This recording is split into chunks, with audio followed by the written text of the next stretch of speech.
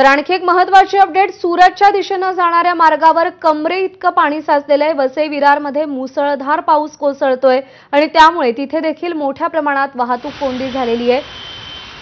ही दृश्य आहेत पश्चिम द्रुतगती मार्गाची सकाळी 9 वाजताची। तर सध्याची अपडेट अशी आहे की सुरतच्या दिशेने जाणाऱ्या मार्गावर कमरे इतकं पाणी साचलेलं आहे। वसई विरारमध्ये मुसळधार पावसामुळे मोठी वाहतूक कोंडी झाली आहे। ठिकठिकाणी पाणी देखील साचलेलं आहे।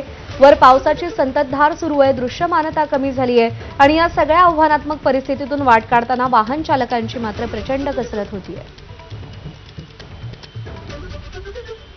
पालघरमध्ये मुंबई अहमदाबाद राष्ट्रीय महामार्ग हा पूर्णतः पाण्याखाली गेलाय। महामार्गावर प्रचंड वाहतूक कोंडी झाली आहे। घोडबंदरसारखीच परिस्थिती इथे देखील पाहायला मिळते। महामार्गावर वाहतूक कोंडी झालेली आहे, गाड्या एका ठिकाणी थांबलेल्या आहेत। तर मुंबई अहमदाबाद राष्ट्रीय महामार्ग हा पूर्णपणे पाण्याखाली गेलेला आहे।